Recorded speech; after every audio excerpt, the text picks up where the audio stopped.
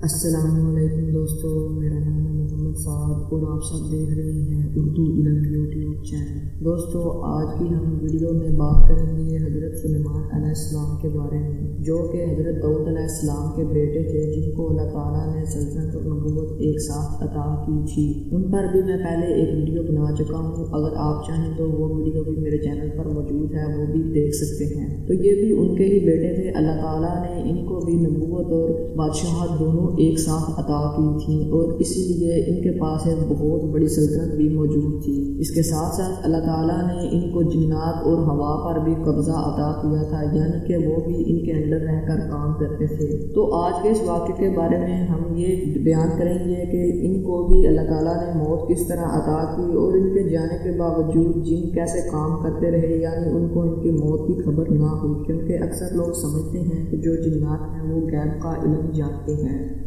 لیکن ایسی بات نہیں ہے، وہ غیب کا علم نہیں جانتے۔ یہی چیز اللہ تعالیٰ نے اس واقعے سے بالکل واضح کر دی ہے۔ تو چلتے ہیں آج کے واقعے کی طرف۔ اس واقعے میں بہت سی ہدایات موجود ہیں، مثلا یہ کہ حضرت سلیمان علیہ السلام، جن کو ایسی بے مثل حکومت و سلطنت حاصل تھی کہ صرف ساری دنیا پر ہی نہیں بلکہ جنات اور طیور اور ہوا پر بھی ان کی حکومت تھی، مگر ان سب کے باوجود موت سے ان کو بھی نجات نہ تھی، اور یہ کہ موت تو مقررہ وقت پر آنی تھی۔ بیت المقدس کی تعمیر جو کہ حضرت داؤد علیہ السلام نے شروع کی، پھر حضرت سلیمان علیہ السلام نے اس کی تکمیل فرمائی۔ اس میں کچھ کام تعمیر کا باقی تھا، اور یہ تعمیر کا کام جنات کے سپرد تھا، جن کی طبیعت میں سرکشی غالب تھی، جیسا کہ آپ نے فرعون کو دیکھے ہی ہوگا، یعنی اس کے بارے میں قرآن پاک میں پڑھا ہوگا کہ جس نے حضرت آدم علیہ السلام کو سجدہ نہیں کیا تھا۔ حضرت سلیمان علیہ السلام کے خوف سے جنات کام کرتے تھے، ان کی وفات کا جنات کو علم ہو جائے تو فوراً کام چھوڑ بیٹھیں اور تعمیر وہیں کی وہیں رہ جائے۔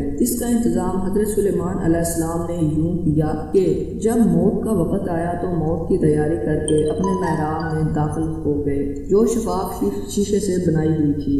باہر سے اندر کی سب چیزیں نظر آتی تھیں، اور اپنے معمول کے مطابق عبادت کے لیے ایک سہارا لے کر کھڑے ہو گئے۔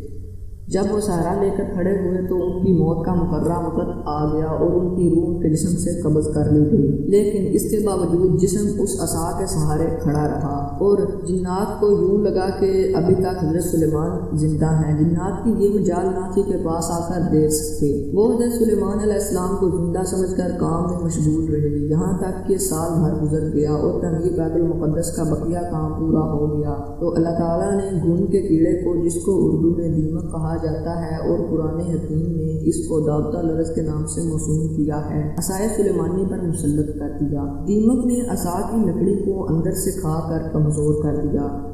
عصا کا سہارا ختم ہوا تو سلیمان علیہ السلام گر گئے۔ اس وقت جنات کو ان کی موت کی خبر ہوئی۔ تو اب آپ کو بتاتے ہیں کہ یہ لوگوں کے دل میں کیسے خیال پیدا ہوا کہ جنات غیب کا علم جانتے ہیں، تو یہ بھی سن لیجیے۔ ایسے حالات واقعات سے واقف ہوتے جن کو انسان نہیں جانتے تھے، کیونکہ اللہ تعالیٰ نے ان کو دور دراز کی مسافت چند لمحہ میں قطع کر لینے کی قوت عطا کی تھی۔ اسی وجہ سے وہ بہت سے ایسے حالات واقعات سے واقف ہوتے تھے جن کو انسان نہیں جانتے تھے۔ جب وہ انسان کو ان واقعات کی خبر دیتے تو انسان یہ سمجھتے تھے کہ یہ غیب کی خبر ہے، اور جنات کو بھی علم غیب حاصل ہے، لیکن خود جنات کو بھی علم غیب کا دعویٰ ہو تو بعید نہیں۔ موت کے اس عجیب واقعے نے اس کی بھی حقیقت کھول دی کہ جنات خود کو بھی نہیں پتا کہ غیب میں کیا ہونے والا ہے یا آگے کیا ہونے والا ہے۔ سب انسانوں کو بھی کہ جنات علم الغیب نہیں ہے، کیونکہ ان کو غیب کا علم ہوتا تو حضرت سلیمان علیہ السلام کی موت سے 1 سال پہلے ہی بخبر ہو جاتے۔ تو اللہ تعالیٰ نے اس معجزے سے یہ ثابت کر دیا کہ علم غیب صرف اللہ تعالیٰ ہی جانتا ہے۔ تو دوستو، یہی تھی آج یہ مختصر سی ویڈیو جو میں آپ کے لیے بنایا ہوں۔ دوستو، مجھے امید ہے کہ آپ کو یہ ویڈیو پسند آئے گی۔ آئندہ بھی ایسی ویڈیوز کو دیکھنے کے لیے ہمارے اس یوٹیوب چینل کو سبسکرائب کر دیں، اور ساتھ ہی ساتھ گھنٹی کے بٹن کو ضرور دبا دیں تاکہ آئندہ کوئی بھی ایسے انٹرسٹنگ ویڈیو کو آپ مس نہ کر سکیں۔ ملتے ہیں ایک اگلی ویڈیو میں۔ اللہ حافظ۔